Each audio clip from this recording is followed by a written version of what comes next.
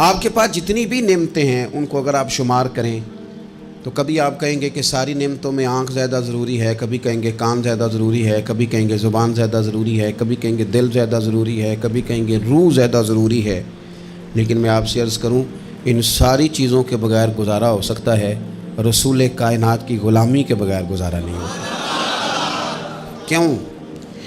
اس لیے کہ اگر حضور کی شفقت نہ ہو، نبی پاک علیہ السلام کی رحمت نہ ہو، وہ ابن القیم نے ایک جگہ پہ کہا تھا کہ یہ حضور نے ہمیں انسان بنایا ہے، یہ نبی پاک علیہ السلام نے انسانیت کے اسباق پڑھائے ہیں، اخلاقی رویے کیا ہوتے ہیں حضور نے بتلائے ہیں۔ اگر حضور کا کرم نہ ہوتا تو انسان ایک دوسرے کو کاٹ کے کھاتا۔ یہ حضور نے بتلایا ہے کہ تم نے کس طرح زندگی کو گزارنا ہے۔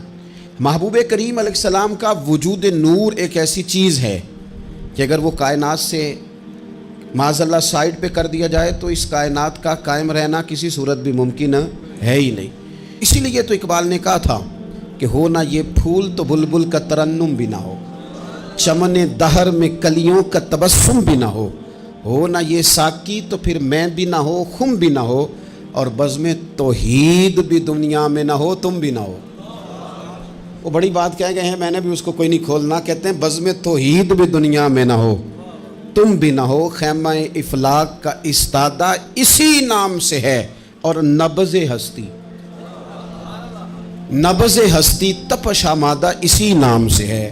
تو اقبال پھر ہمیں کرنا کیا ہے؟ کہنے لگے کرنا آپ کو یہ ہے کہ قوت عشق سے ہر پست کو بالا کر دے اور دہر میں اسم محمد سے اجالا کر دے۔ یہ کرنے کا کام ہے، اس رستے پہ آپ چل پڑیں۔ میرے بھائی پہلی امتوں کے آپ تذکرے پڑھ لیں، کتابوں میں موجود ہیں، سورہ آراف کو دیکھ لیں، اس میں بہت ساری چیزوں کا تذکرہ کر دیا گیا ہے، اور بھی قرآن مجید کی بے شمار صورتیں ہیں، آپ ان کو دیکھ لیں، اس پر غور کر لیں۔ جب قومیں نہیں مانتی تھی، انکار کرتی تھیں تو اللہ تبارک و تعالیٰ انہیں تباہ کر دیتا تھا۔ بات نہیں مانی، ختم ہو گئی۔ ایک مقصد ہے نا جس کے لیے کسی چیز کو بنایا گیا ہے، تو مقصد تخلیق انسانیت کیا ہے کہ وما خلقت الجن والانس الا لیعبدون، جنوں اور انسانوں کو اللہ نے اپنی عبادت کے لیے پیدا کیا، اور ان کو جب عبادت کی دعوت دی گئی، جب انہیں پیغام دیا گیا اللہ تعالیٰ کی توحید کا، انہوں نے نہیں مانا، تو جس مقصد کے لیے بنایا تھا جب اس طرف ہی نہیں آئے۔ یہ پنکھا لگایا جاتا ہے نا ہوا کے لیے، تو اگر پنکھا ہوا نہ دے تو اس کا کوئی چھت پہ کام ہے؟ اس کو اتار کے تو آپ سکریب والے کے پاس بھیج دیں گے، بھئی ختم ہو گئی بات۔ تو مقصد جو تھا نا اللہ کی عبادت تھی، تو جب قومیں اللہ کی عبادت کی طرف نہیں آئیں تو اللہ نے انہیں تباہ کر دیا اور صفحہ ہستی سے مٹا دیا۔ اللہ تعالیٰ کے پیارے محبوب علیہ السلام نے کفار مکہ کو، قریش کو، عالم عرب کو، عالم انسانیت کو دعوت دی، وداعیا الی اللہ باذنہ وسراجا منیرا۔ اس منصب پر فائز ہو کر حضور نے دعوت دی۔ جب انہوں نے دعوت کا انکار کیا، حضور نے انہیں عذاب سے ڈرایا، اللہ کے عذاب سے، چونکہ حضور نذیر ہیں۔ انہوں نے یہ کہا کہ اگر آپ کہتے ہیں نا کہ ہم پر عذاب آئے گا تو پھر آپ وہ عذاب لے آئیں، ہم پہ آئے۔ جب کوئی آدمی منہ سے تباہی مانگے،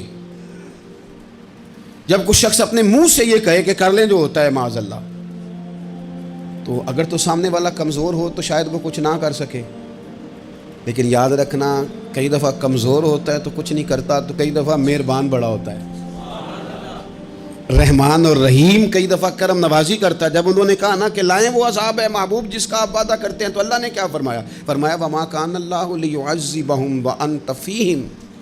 محبوب رب کی یہ شان ہی نہیں کہ انہیں عذاب دے، کیوں؟ اس لیے کہ آپ ان کے درمیان موجود ہیں۔ اے محبوب علیہ السلام، اللہ کی یہ شان نہیں کہ انہیں عذاب دے اس حال میں کہ آپ ان کے درمیان موجود ہیں۔ آپ میری بات کو سمجھیں گے، غور کریں گے کہ کافروں کے درمیان اگر حضور موجود ہوں تو عذاب نہیں آتا، تو قیامت میں جب حضور مومنوں کے بیچ موجود ہوں گے،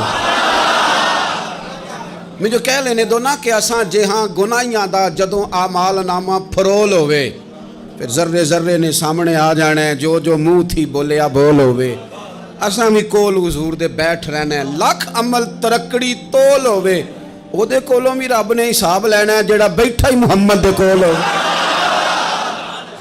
صلی اللہ تعالی علیہ وسلم، او دے کولوں بھی رب نے حساب لینا ہے جڑا بیٹھا ہی محمد دے کول ہوئے جس کو کہتے ہیں قیامت حشر، جس کا نام ہے، جس کو کہتے ہیں قیامت حشر جس کا نام ہے، تیرے دیوانوں کے لیے وہ دن تو جشن عام ہے۔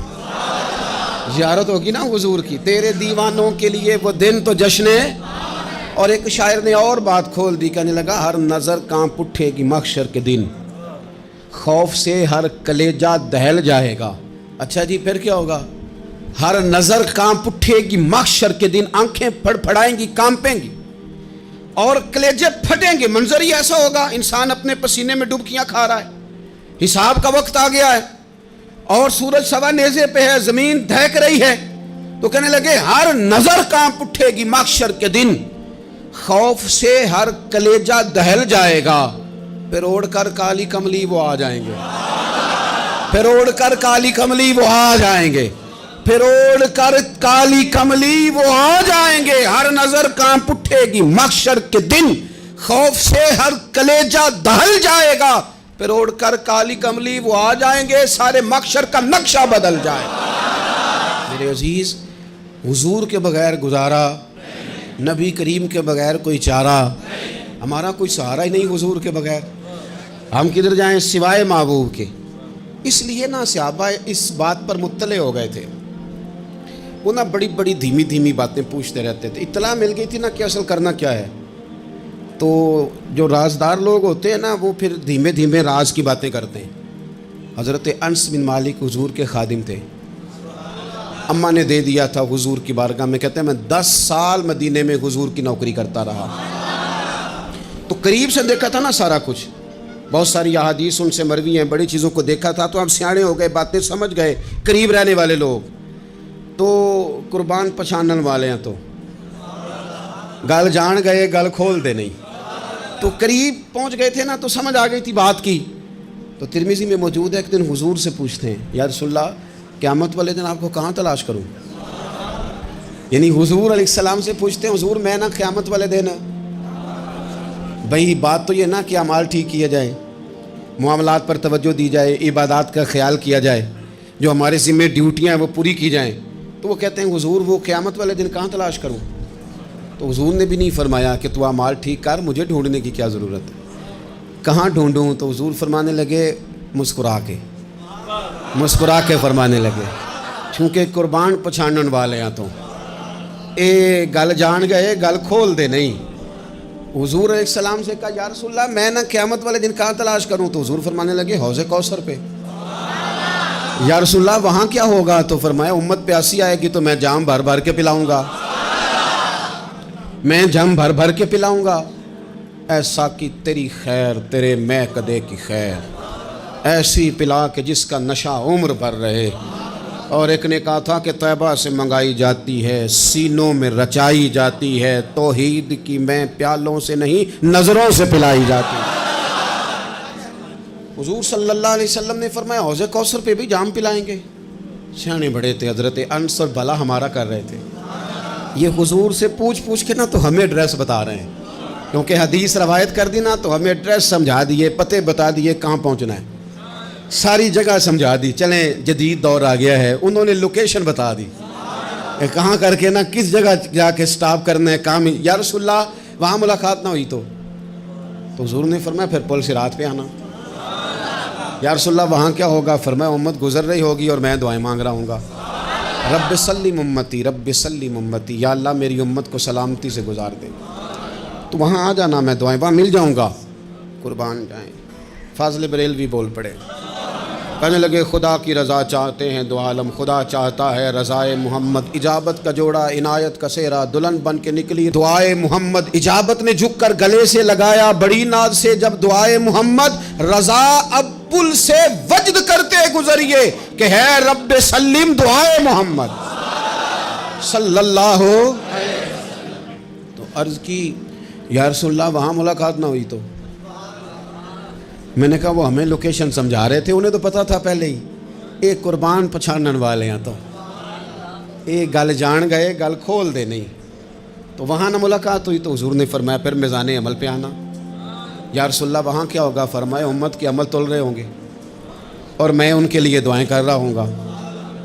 میں نہیں جا سکا کبھی بچوں کے ساتھ پیپر دلوانے، استاد کو اجازت نہیں دیتے, کہتے ایگزامینر اور آئے گا کوئی, جس نے پڑھایا ہو اسے اجازت نہیں کہ تو جا. ابا جی کو اجازت نہیں ہوتی کہ وہ ایگزامینیشن ہال میں جائے, وہاں تو کوئی اور لوگ آتے ہیں. یہ بھی عجیب سبق ہے نا کائنات کا کہ سارے تعلیم و تربیت کے اسباق بھی حضور پڑھائیں, رنگ بھی سارا حضور ہی بتائیں, اور قبر کے سوالات بھی سارے ہمیں حضور بتا دیں, اور جب پیپر ہونے لگے تو سرانے بھی کھڑے ہو جائیں. تو پھر کہہ لینا ایک دفعہ پھر کہ وہ دے کولوں کی رب نے حساب لینا, جیڑا بیٹھا ہی محمد دے کولوں, وہ دے کولوں کی رب نے حساب لینا. میرے عزیز, ہمارا گزارا نہیں حضور کے بغیر. لوگ اصل میں نا ہمارا مسئلہ نہیں سمجھتے, ہمارا مسئلہ کچھ اور ہے. لوگ ہمیں نا بلا وجہ پریشان کرتے ہیں, کبھی جھنڈے سے, کبھی ڈنڈے سے, کبھی جھنڈی سے, کبھی کسی شے سے, کبھی کسی شے سے. کبھی کہتے ہیں وہ نعت اونچی پڑھ لی, کبھی کہتے ہیں سلام اونچا پڑھ لیا, کبھی کہتے ہیں وہ جھنڈیاں لگا دیں. میں نے کہا آپ کی بات بھی ٹھیک ہے, پر ہمارا مسئلہ تو سمجھو نا, ہمارا گزارا نہیں نا بھائی. جو کسے دا عاشق ہوئے وہ گل اسے دی, 100 مکر بہانے کر کے. میں پوچھے میاں صاحب نو مزار تے جا کے کہ مکر کرنے ٹھیک نے؟ تو آخیا نا مکر کردا ہے تے حضور ٹھیک نے. تے مینوں لگدا ہے کہ پولا جان دے سے پے کہ سونا راضی کرنا ہوئے تے مڑ ٹھیک نے. حضور نے ایک دن کہا تھا, حضرت ابو سعید خدری نے کہا یا رسول اللہ آپ قرآن پاک کی تلاوت کر رہے تھے, قرآن پاک بڑا سونا پڑھتے تھے نا. تو نبی کریم نے سن لیا. اب کیا کریں, دلیل دیں گے تو بات مضبوط ہو جائے گی. حضور نے سن لیا تو بعد میں فرمایا ابو سعید تو بڑا سونا قرآن پڑھتا ہے, رب کے علاوہ کسی کو دکھا کے عبادت کرنی جائز ہے؟ حضرت ابو سعید خدری کہنے لگے سونا ہے مجھے پتہ نہیں تھا آپ سن رہے ہیں, ورنہ میں نے تو اور بنا کے پڑھنا تھا. اب تو مان جاؤ نا, جو کسے دا عاشق ہوئے گل اسے دی کر دے, 100 مکر بہانے کر کے, 100 مکر بہانے کر کے او دے ہی مرنے مرد ہے.